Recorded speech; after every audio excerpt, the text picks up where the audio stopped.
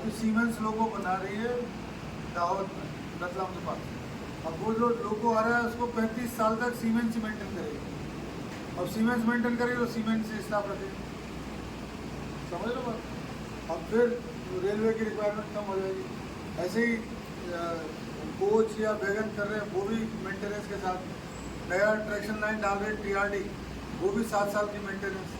तो रेलवे की ये पॉलिसी अभी गवर्नमेंट की चल रही है कि डायरेक्ट भर्ती कम करो और कॉन्ट्रैक्ट पे ही आदमी काम कर लेगा। उससे क्या है, रेलवे को करीब 1/3 पैसे में स्टाफ मिल जाता है। और मैं सोचता हूँ कि ऐसा रेलवे को नहीं करना चाहिए। रेलवे को जो एक रोजगार युवाओं को दे, और ताकि देश का भी काम हो, युवाओं का भी काम। तो आप लोग अपने जितने भी MP MLA सब लोग हैं उनसे भी बोला करें, ट्विटर वगैरह पे भी लिखो कि भाई वैकेंसी नहीं निकलती है। सबसे आसान तरीका आपको मैं बताता हूँ अपनी आवाज़ को पहुँचाने का। ट्विटर को यूज़ करते हो? हाँ सर। ट्विटर को यूज़ करो, और ट्विटर पे रेल मिल इंडिया और अश्विनी वैष्णव और जो भी चेयरमैन रेलवे बोर्ड या जो GM, उनको टैग करके तो आप जो अपनी बात है वो ले सकते हैं। वो आपकी बात तुरंत पहुँचेगी एक साथ। पहले पुराने ज़माने में चिट्ठी बनानी पड़ती थी, अब तो मोबाइल पे कोई लिखा चलाए, तो आप अपनी बात कुछ पहुँचा सकते हो। तो इस माध्यम है पहुँचाने की, तो बहुत आसानी से पहुँचा सकते हो। सर अब की बार जैसे बिगर आई था बार बहुत नहीं करते थे, लेकिन आगे खाना आया था ये ऐसा कुछ किया ग्रुप डी पोस्ट के लिए ITI आवश्यक कर दी है हर चीज़। रेलवे में बहुत वैकेंसी उसमें मतलब आई था वो तो एलिजिबिलिटी में अगर ITI डाल दी है तो डाल दी, या तो उसको MP लोग ही ऑब्जेक्शन कर दें। जो अपने मेंबर ऑफ पार्लियामेंट है वो रेल मंत्री को बोले साहब ये गलत है। किसी आदमी ने मान लो आर्ट्स पढ़ा है तो क्यों उसको ITI चाहिए? ITI की आवश्यकता नहीं है ना। पर वो अगर रेलवे ने एक बार कर दिया निर्धारण, तो कोई उसको अपोज करेगा, आपके अपोज करने से नहीं होगा। तो उसमें कोई MP या इस तरह के लोग करे तभी होगा, तभी हो सकता है। और बताओ सर। लेकिन मैं इतना बता रहा हूँ कि रेलवे की नौकरी काफ़ी अच्छी है। आप अगर पढ़ के जाओगे तो बाद में आपको वहाँ पर प्रमोशन के चांस भी बहुत हो जाते हैं। एक एग्ज़ाम होती है उसमें LDC, limited departmental competitive examination. तो उसमें केवल जैसे ग्रुप उसमें चलेगा, ग्रुप D में। ग्रुप D तो क्या होता है, जो लेवल 1 बोलते हैं ना, DV1 पेमेंट 1। तो उसमें जाने के बाद में आपको 4-5 साल का 5 साल का जॉब हो गया तो उसमें फिर अप्लाई कर सकते हैं। तो उसमें केवल वही लोग बैठते हैं जो रेलवे के लोग हैं, तो उनका कंपटीशन कम हो जाता है। हमारे तो कम अलाउमेंट दिया था। हाँ, तो वो GDC general departmental competitive examination ऐसे बोलते हैं। पहले इसकी आएगी उसके बाद आएगी। तो GDC से प्रमोट करेंगे लोगों को, और उसके बाद फिर वो 2025 तक ही करते हैं। तो उनमें सब में प्रमोशन रहता है कि 50% डायरेक्ट कोटे में लेंगे, 50% GDC से लेंगे, 50% नॉर्मल प्रमोशन से। तो ऐसे अलग अलग कैटेगरी जैसे है, तो उसमें एक प्रमोशन के चांस रहते हैं। तो जो आदमी ऑलरेडी रेलवे में भर्ती हो गया उसको भी प्रमोशन देना चाहिए।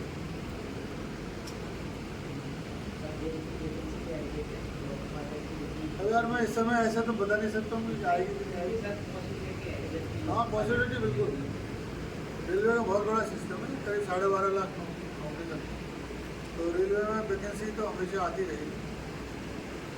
बट गवर्नमेंट की पॉलिसी ये भी चल रही है जो मैं बता रहा हूँ। हाँ, वो टेंडर वाला प्रक्रिया चल रहा है, तो इसके विरुद्ध में आप लोग बोलते रहो। पर ठेका देने से तो नौकरी लगेगी नहीं ना, फिर ठेकेदार अपनी मर्जी से रखेगा जिसको। उसमें करीब 1/3 पैसे मिलता है और कोई गारंटी भी नहीं। और वो ऐसी पॉलिसी सरकार है सभी जगह चला रही है। स्टेट गवर्नमेंट में भी बहुत सारे संविदा के लोग रखते हैं रेगुलर। संविदा मतलब कोई कॉन्ट्रैक्ट हो गए।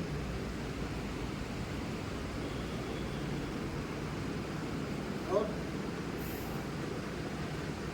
नहीं उसमें एक पेन मैंने पहले भी शायद बताया था कि जैसे ये पेन की क्या वैल्यू होती है, क्यों ये तो बताओ, पेन की क्या वैल्यू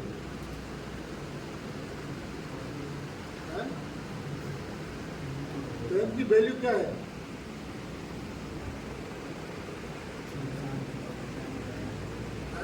इंसान को तो डिपेंड करा कौन सा और तुम्हारे हिसाब अरे पढ़ने वाले की आवाज़ का है? नाम और हाँ, और पढ़ने वाले की पढ़ने वाले की आवाज़। अब ये तो बहुत कॉम्प्लिकेटेड सोच लिया तुम, इसको सिंपल भी सोचो। पेन लिखता है कि नहीं लिखता है? सबसे सिंपल क्या है, चाहे पेन प्लास्टिक का बना हो, पेन सोने का बना है, डायमंड का बना है, अगर पेन लिखे तो वैल्यू है, नहीं लिखे तो कचरा है। आप भी कुछ भी विचार हो, अगर ये नहीं लिखता है तो क्या फायदा है? हाँ? ऐसे ही स्टूडेंट की क्या वैल्यू है?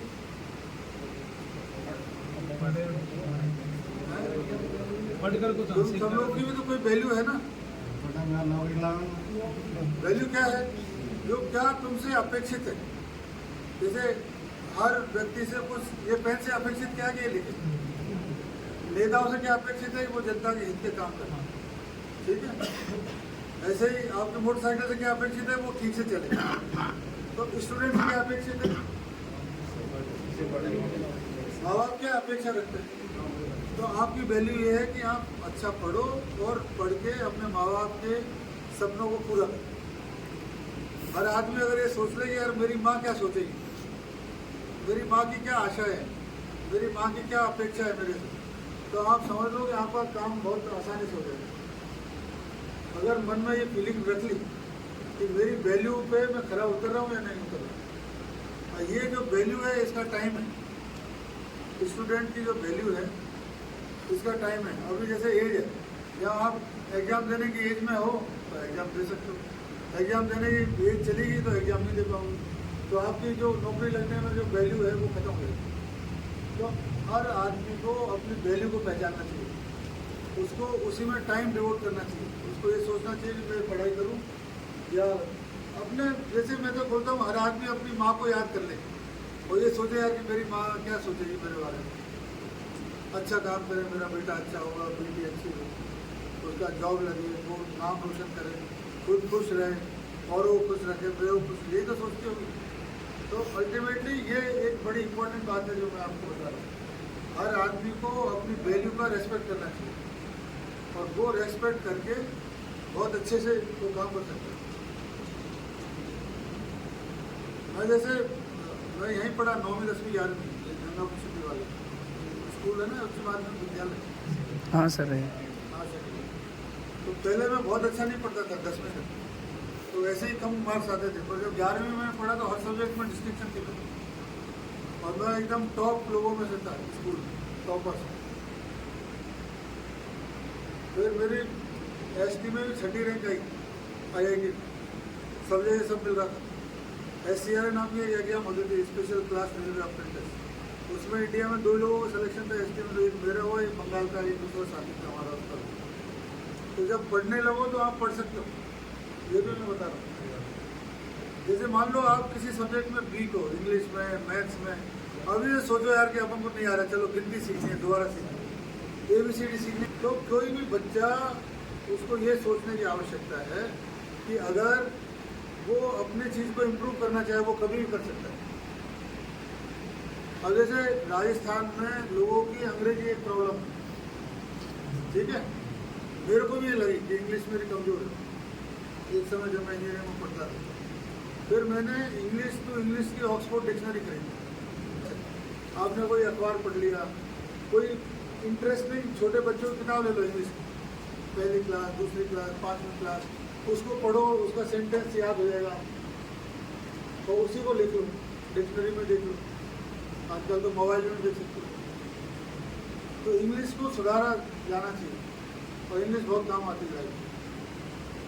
इंग्लिश, कंप्यूटर की चीज़ें, मैथ, और अगर नहीं आ रही है तो आप सोच लो कि वापस तो ABCD शुरू करेंगे या 1 2 3 से शुरू करेंगे, सीख जाओगे। जो एग्जाम है उनमें मतलब 10वीं तक 12वीं तक का एक चीज़ आती है और उससे ज़्यादा नहीं, ये होता है। आप लोग मतलब सीख सकते हो बहुत अच्छे से, और आपके जैसे लोग निकलते हैं दूसरे लोग।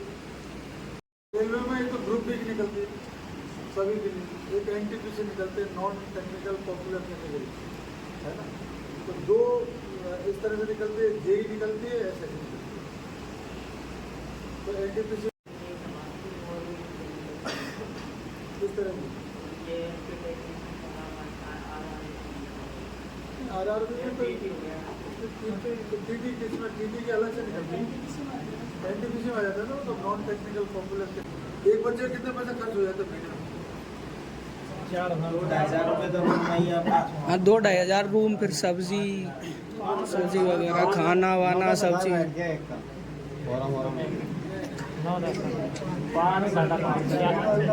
3-4 हज़ार के अकॉर्डिंग खर्च हो जाता है। 4-5 हज़ार। हाँ हाँ तो माँ बाप पे लोड तो है ना यार, 5,000।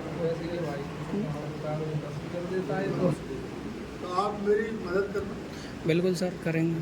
ठीक है। हम सब लोग एक दूसरे के काम आए, अच्छे लोग आगे बढ़े, आप आगे बढ़ो, आप मेरा सपोर्ट करो, तो आपके हम भी काम आएंगे, आप हमारे काम आओगे। तो ये मैं आपसे अपेक्षा रखता हूँ। हम लोग विधानसभा थे, हाँ विधानसभा क्षेत्र हाँ मतलब